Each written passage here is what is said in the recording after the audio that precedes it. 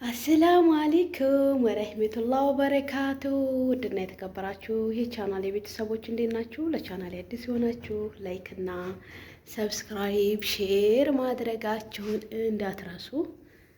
ዛሬ ምን መሰላችሁ ይዤላችሁ የመጣሁት የዘጋጅልኝ ሻንጣዬ የዘጋጅልኝ ሻንጣዬ እያልኩ ነው እንግዲህ እዚህ ጋር ሻንጣ ያለች ሻንጣዬ ያችኋል። የዘጋጅልኝ ረታተብኩ፣ ልብሶቼን ረታተብኩ። ይገልጸውም እናንተ ማን ነው ስራ ሊወጣ ሲል የሚጨንቀው? እኔ በጣም ነው ስራ ሊወጣ ሲል የሚጨንቀው ይሆናል ለመናገር ማለት ነው። ያ ረብ እናት የሆነ አረብ ወፍቀኝ። ያ ኢላሂ ያ ከሪም አኖርኩበት የበለጡ አረብ ወፍቀኝ ያ ረብ ያ ኢላሂ። እና ስራ ለወጣ ስለሆነ እንግዲህ እንደምታዩት ሻንጣዬን የረታተብኩኝ ነው ማለት ነው።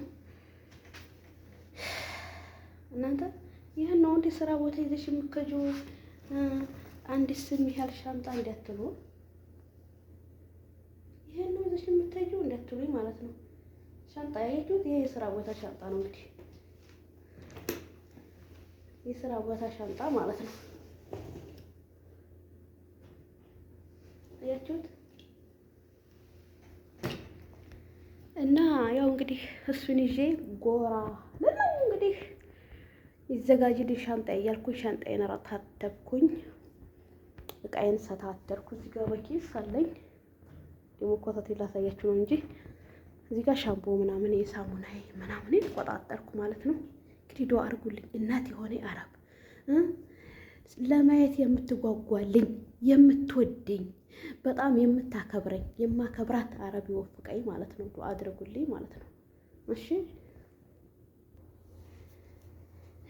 እና ወንዶችዬ እንግዲህ አልሐምዱሊላህ ረኩል ያ ሻንጣዬን ረታትቤያለሁ። ልጅ ያልኩ እየፎተትኩኝ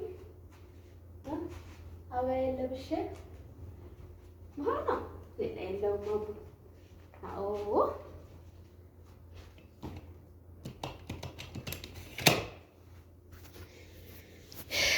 እና ወላሂ ዱአ አድርጎልኝ እሺ። እኔ በጣም ፍርሃት እያለኝ ነው፣ ፍርሃት እያለኝ ነው እውነት ለመናገር ማለት ነው። እና በጣም ነው የጨነቀኝ። እንግዲህ ሻንጣዬን በዚህ መልኩ ዛሬ እርትብትብ አደረኩኝ። ልብሶችንም የምፈልጋቸውን አጣጠብኩኝ፣ የማልፈልጋቸውን ደግሞ ጣጣልኩኝ ማለት ነው። የምፈልጋቸውን ቆጣጠርኩኝ። እና እንግዲህ መልካም ስራ ይግጠመኝ ጌታዬ፣ የምትወደኝ የምወዳት ጫጫታ የሌለበት ዘና ብዬ ዩቲዩብን የምሰራበት ስራ ይግጠመኝ ያ ረብ ጉሉ አሚን። ዱአ አድርጉልኝ ቤተሰቦቼ፣ ኢንሻአላህ ምርጥ ስራ እንዲገጥመኝ ማለት ነው። እንግዲህ እየደዋወሉልኝ ነው። እቺ አሁን የምወጣባቸው ሰዎች ስልኬን የሆነ በጉርብ ለቀው ነው መሰለኝ ያኔ የምሰራባትን ሴትዮ እየጠሩ በእሷ ነው የመጣነው በእሷ ነው የመጣነው እያሉኝ ነው። ኢንሻአላህ ግን ሁላቸውም የሚመጡት በሙጫ ብር ነው እያሉኝ ያሉት። ኢንሻአላህ በ2000 ብር፣ እኔ ደግሞ 2000 ብር አልፌ እያልኳቸው ነው ማለት ነው። ዱአ አድርጉ እንግዲህ በአደሊድ ኢንሻአላህ አናገራችኋለሁ እያልኩ እየዘጋሁባቸው ነው። ትንሽ ለኢድ ስለምወጣ ከቤት ማለት ነው። እና እንግዲህ የስራ ሻንጣዬ ይችን ትመስላለች ማለት ነው። ግን ይሄን ሁሉ እንደው አንድ ስም ያህል እንዲያትሉ ትልቅ ነው።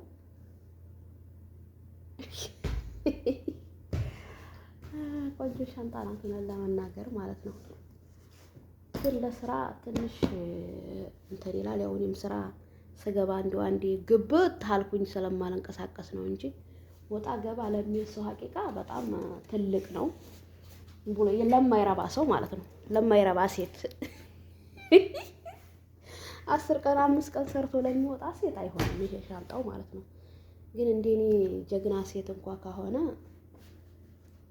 አንዴ እቃችሁን ክትት ታርጋችሁ ታዲያላችሁ خلاص ይሁን አመት ከ6 ወር ኢጃዛ ካወጣሁ እና አንዴ እቃችሁን ጥቅልል አድርጋችሁ ታዲያላችሁ አለቀ። ለሮጥ ለሚል ሰው ያው ትንሽ ትልቅ ነው ብዬ አስባለሁ ማለት ነው። እና እንግዲህ ደግሞ ዝፍ እምልባት በቃኝ እስተመል ድረስ የማገኝ አረብ አላህ ያርገኝ ማለት ነው። የምታከብረኝ የምትወደኝ የምወዳት ልጆቹም የሚወዱኝ ኧረ ልጅ ያለውስ እንዳይሰጠኝ ባልቴትና ሽማግሌ ይስጠኝ ለዩቱብ ማለት ነው። ያው እኔ ልጅ ጣልቼ ሳይሆን ለዩቱብ አይመቹም ልጅ ያለበት ቢሆን ሰው ዩቱብ ለመስራት አይሆንም ማለት ነው። ኧረ ኩል ያህል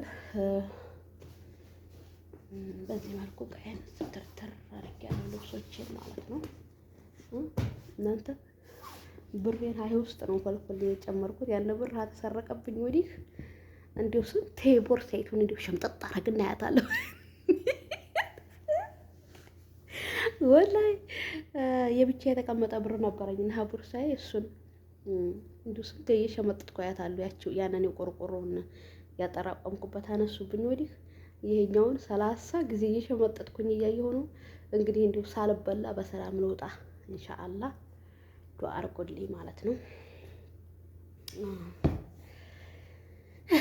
እና ወዳችኋለሁ፣ አከብራችኋለሁ። ኢንሻአላህ በቀጣይ ቪዲዮ እስከምንገናኝ ሰላማችሁ ብዝዝት ይበልልኝ። ወጥቷ መቅረት አላህ ይጠብቀን። ሁላችንም ያሰብነው ይሳካው፣ ፍንቅል ድንቅልን የያዝልን፣ ርዝቃችንን አንድ ቤት አድርጎት ያሰብነው ተሳክቶ ቤተሰቦቻችን ጋር በሰላም የምንገባ አላህ ያድርገን እላችኋለሁ። እና ወዳችኋለሁ፣ አከብራችኋለሁ። በቀጣይ ቪዲዮ እስከምንገናኝ ሰላማችሁ ብዝዝት ይበልልኝ። ላይክ አርጉኝ። ግን ለምንድን ነው ቪዲዮዬን ላይክ የማታረጉኝ? ተው ግን ላይክ አርጉኝ። ቪዲዮዬን ላይክ አርጉት። ተው ላይክ አርጉት። እናንተ ላይክ ስታረጉን ነው ለሌላ ሰው ተደራሽ የሚኖረው። ተው ግን ተው አንጨካከን ጋይስ። ተው እኔ የምላችሁን ስሙኝ።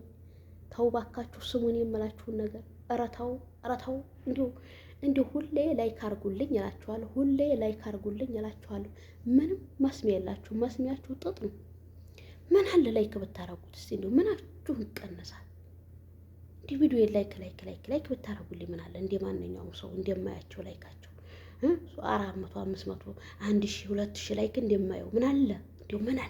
እንዲሁ ምን አለ 100 ላይክ እንኳን ብትሰጡኝ እንዲሁ 100 ላይክ እንኳን ብትሰጡኝ ምን ችግር አለው? እንዲሁ ምናችሁ ይቀነሳል?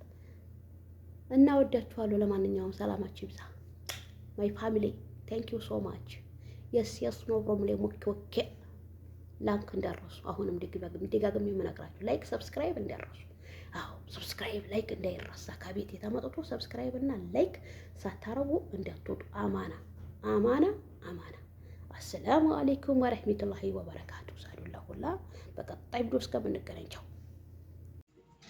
ውስጥ የቋጠረው ሁሉ አይነገርም።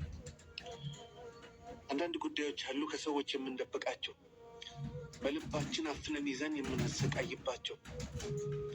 መውጣትና መናገር እንፈልጋለን፣ ግን የሚሰማን የለም፣ የሚረዳንም አናገኝ።